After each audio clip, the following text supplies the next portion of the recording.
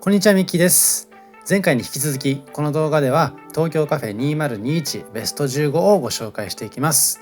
今回の動画は後編になりますので、前編をまだ見られてないという方は前編の方から確認していただくと、第15位から第8位までが確認することができるかなと思います。前回もご紹介させていただきましたけれども、東京のカフェはとても魅力的なところがたくさんあります。その中でも今回ご紹介していく第7位から第1位までのカフェは隠れ家的に使うことができまして、それこそお一人様利用で本を読むためとか、コーヒーの味わいをしっかりと噛み締めたりとか、自分一人の時間を過ごすという時にもいいですし、仲のいい友達とかデートに使うのにもとてもいい場所かなと思いますので、ぜひ参考にしていただいて、今後のカフェ巡りを充実させていただければと思います。このチャンネルではカフェ巡りなど日常を少し豊かにする情報をお届けします。少しでも応援してくださる方はチャンネル登録をして次の動画も見逃さないでください。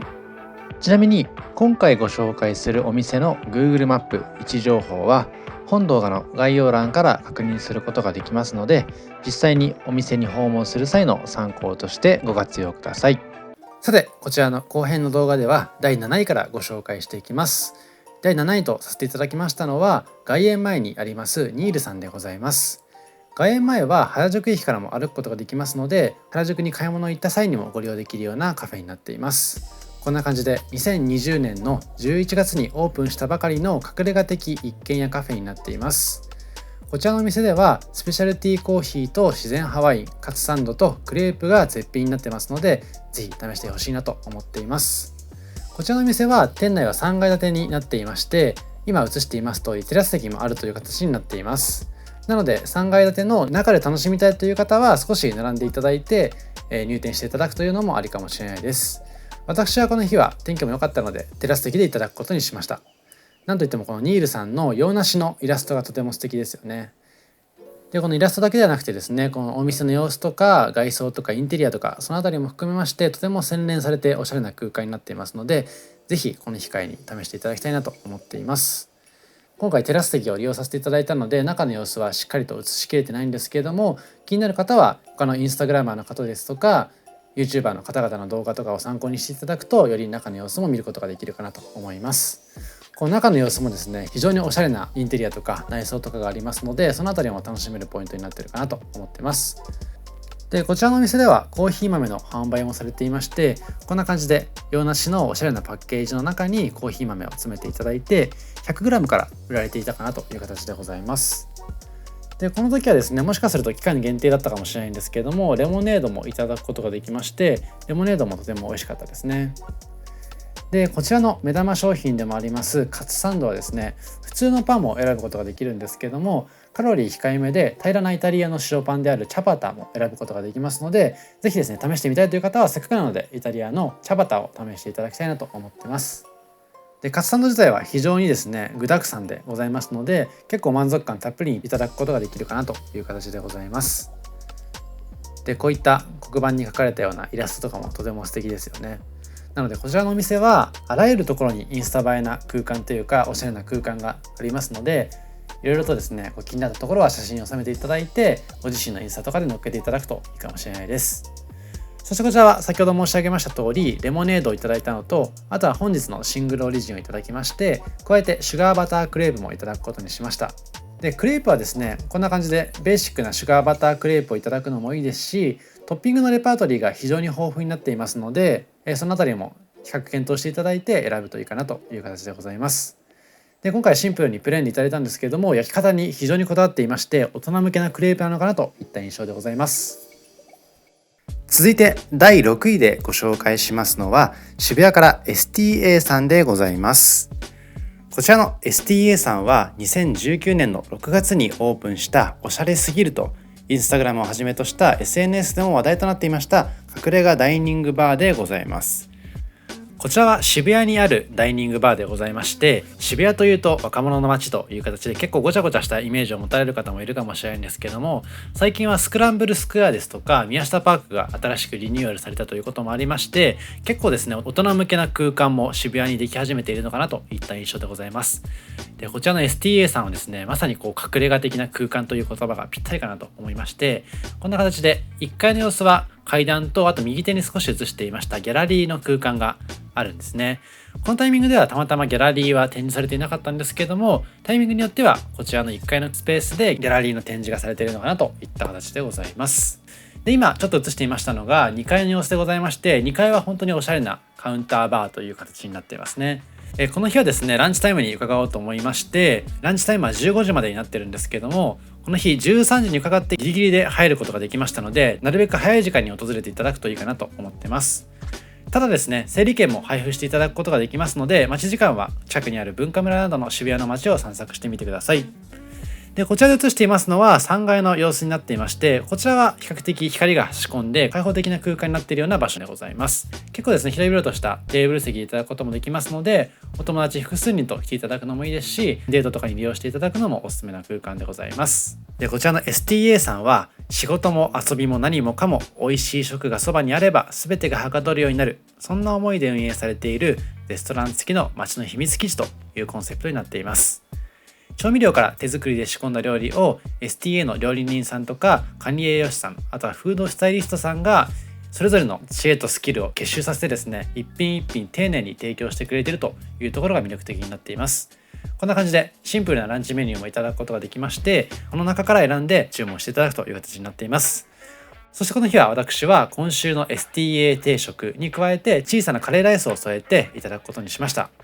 この見た目も食器も含めてですね、非常におしゃれになっていまして、ヘルシーなランチになっていますので、健康を気にされているという方でもお勧めできるようなものになっています。まさにこのあたりが管理栄養士さんとかフードスタイリストさんが監修されているからこそのメニューになっているのかなという形でございます。で、最近 STA の神田店もオープンされたということでございますので、神田の方が近いという方は渋谷店ではなく神田店に訪れていただくというのも選択肢になるかなと思ってます。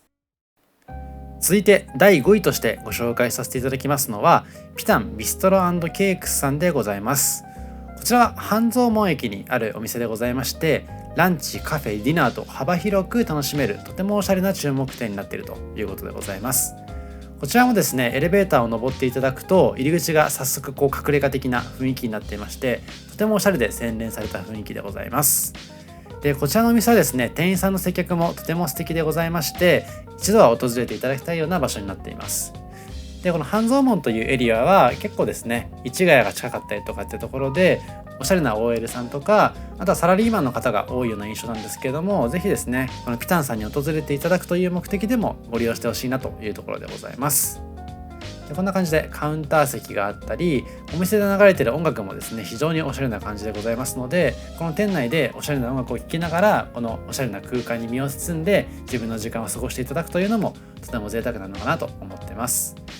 で、席自体はそんなに多くないので、なるべくですね、1人とかあとは2人とか 3,4 人で来ていただくのが一番いいかなと思ってます。で、こちらのお店では自家製のソースやこだわりの素材を使ったランチメニューがおすすめになっていまして、後でご紹介するんですけれども、サラダやスープ付きでお得にいただくことができるということでございます。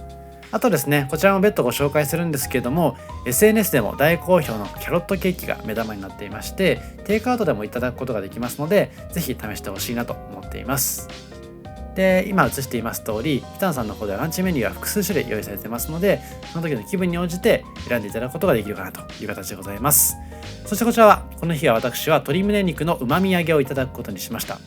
このかかっていますタルタルソースもですね、非常に美味しくてですね、このメニュー自体もヘルシーにいただくことができますので、こちらも先ほどの STA さん同様、健康を気にされているという方でもじっくり楽しむことができるようなメニューになっています。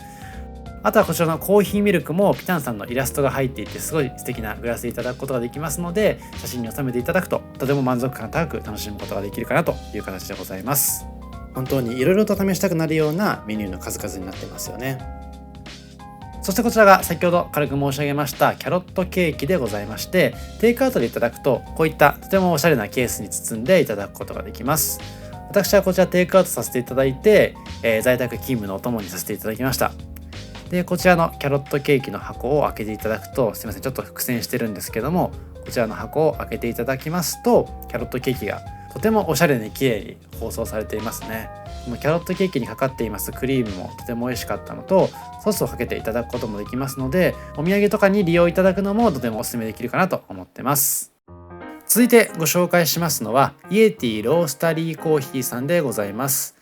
こちらのお店は等々力にあるお店でございまして、以前にご紹介した動画では等々力渓谷を夏に訪れた時に行った場所でございます。等々力渓谷もですね、夏に訪れるととても涼しい空間になっていて素敵ですので、ぜひですねそちらの動画も参考にしていただいて、その等々力渓谷の帰りとか行きにこちらのイエティロースタリーコーヒーさんに訪れてほしいなと思ってます。こちらはコーヒー豆のパッケージもこんな感じでイエティのロゴが特徴的で素敵ですので、実はですねこちら豆も購入させていただいて家でじっくりとベッドいただきました。でこちらの店はヒマラヤンスペシャルティーコーヒーの自家焙煎コーヒー店になっていまして、環境保護を大切にして化学薬品や肥料を含まないコーヒーを提供してくれているというところが魅力になっています。で加えてコーヒーを通じてネパールのコミュニティや文化の共有も目指しているということでございますので、そういった社会貢献的な意欲もとても高いような素敵なお店になっています。でさらにこのイエティのロゴにはですね、力強くも繊細な性格を持ったイメージを込めているということでございます。この日はおすすめでもありましたヒマラヤンブレンドとピーナッツバタートーストをいただくことにしました。ヒマラヤンブレンドはですね、カカオ系の香りとほんのりハニーっぽい香りが特徴的だったなと思っていまして、口当たりはほんのりとフルーティーな印象もありましたね。でさらにピーナッツバタートースト、こちらは9時から11時までのモーニングセットでいただくことができるんですけれども、表面がサクサクで甘みのあるふわふわの食パンがとても美味しくて、ネパールのピーナッツバターも添えてくれていたという形でございます。あとはオーツミルクコーヒーもいただいたんですけども、こっちもすっきりとした味わいがとても素敵な一品になっていました。ピーナッツバターはシュガーフリーのものにもなっているということでございまして、ヒマラヤの麓で採れた小粒のピーナッツを丁寧に皮を剥いて、なんと3度も厳選した両粒のみを使用しているということでございまして、無農薬無添加だということでございます。冒頭でも申し上げました通り、等々力渓谷に散歩する際にはこういったテイクアウトいただくこともおすすめになるかなと思ってます。続いてご紹介しますのは、汐留に場所を移しましてコンフォートスタンドさんでございます。汐留にはイタリアをテーマとして作られたイタリア街というところがあるんですけども、そのイタリア街に佇むおしゃれスタンドだということでございます。このコンフォートという名前はお袋の味を意味するコンフォートフードから連想される、新しくも懐かしいを意味する名詞だということでございます。でこちらのお店はですね、このマスターがとてもコーヒーに詳しくて愛情深くてですね、知識もあって、で接客もとても素敵だったので、ぜひこちらに訪れてほしいなと思える場所でございます。特に汐留というとサラリーマンの方も多いかなと思いますので、ぜひですねこのお店を知っていただいて仕事の合間とかに訪れていただくのがとてもいいかなと思ってます。で目の前でしっかりとドリップで丁寧に入れていただけるのと、この豆自体の説明とかも結構していただけますので、コーヒー豆をじっくりと勉強したいという方には特にお勧めできるようなお店になっています。でこちらのコーヒー豆はですね、選び抜かれた豆を使って入れていただけるということでございまして、いろいろな日本国内の有名なロースターから仕入れているということでございます。で以前にですね蔵前浅草編でご紹介したリーブスコーヒーロースターズさんから仕入れた豆をこの日いただきました。でこんな感じで奥に進んでいただくと洗練された空間にカウンター席があったりとか、あとはおしゃれなこの会議室っぽいところもあったりしまして、あとはですねこういったオリジナルグッズ T シャツとかトートバッグとかも売られていましたので、このコンフォートスタンドさんの雰囲気を気に入られたという方はこちらも買っていただくととてもいいかもしれないです。でこちらのお店ではコーヒーも非常におすすめになっていますが、ヨーロッパで愛される焼き菓子であるペイストリーというものも売られていますので、コーヒーと合わせていただくとよりじっくりと楽しむことができるかなと思っています。そしてこちらはこの日にいただきましたハンドドリップのコーヒーでございまして、リーブスコーヒーロースターズさんのホンジュラスのヌエバエスペランザというものをいただきました。提供していただく食器とかもですねとてもおしゃれで素敵ですし、こういった形で自分で注ぎながらいただくことができますので、お好みの飲み方でお好みのタイミングでいただくことができるかなといった形でございます。特にこういった浅入りのコーヒーは自宅では再現しにくいので、ドリップの技術を持った方に注いでいただくとコーヒー本来の味わいを楽しむことができるかなと思ってます。続いて第2位にご紹介させていただきますのは、コチと花とお菓子とさんでございます。こちらのお店も西荻窪からご紹介させていただいています。東京カフェ2021のベスト15、前編の方でご紹介させていただいたサテンジャパニーズティーさんも西荻窪にあるんですけれども、西荻窪はですねすごいおしゃれで洗練された空間があるなという印象でございまして、隣に行った荻窪駅にもウッドベリーコーヒーロースターズさんがあったりしましたので、ぜひですね荻窪を訪れてほしいような街になっています。その荻窪をご紹介している動画別途上げてますので、ぜひそちらも参考にしていただければと思います。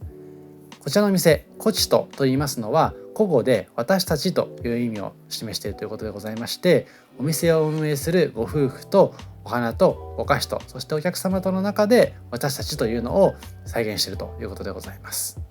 そういったたくさんの私たちが触れ合うことで生まれるものや時間を大切にしたいという思いを込めているということでございます。こんな感じでお花も植えられていまして、お花も一つ一つとても素敵ですよね。でさらにこういった店内の空間は木目調のインテリアが飾られていたり、あとはカウンターで売られていますこういった手作りのエディブルフラワークッキーというところが何といっても魅力になっています。で結構種類もたくさんありますし、もちろん一つ一つ絵柄も違いますので、じっくりと選んでいただいて、それこそお土産用に買っていただくと喜ばれるかなと思ってます。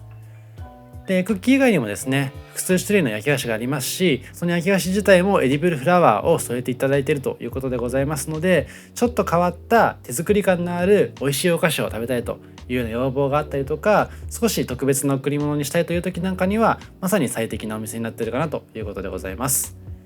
でこちらのお花を売っている場所、焼き菓子を売っている場所の他に後でご紹介しますけれども、カフェスペースもありますので、そちらの方でもじっくりとコーヒーと焼き菓子試してほしいなと思っています。でこういった絵柄を一つ一つ眺めているだけでもなかなか時間が経ってしまいそうな、そんな素敵な空間になっています。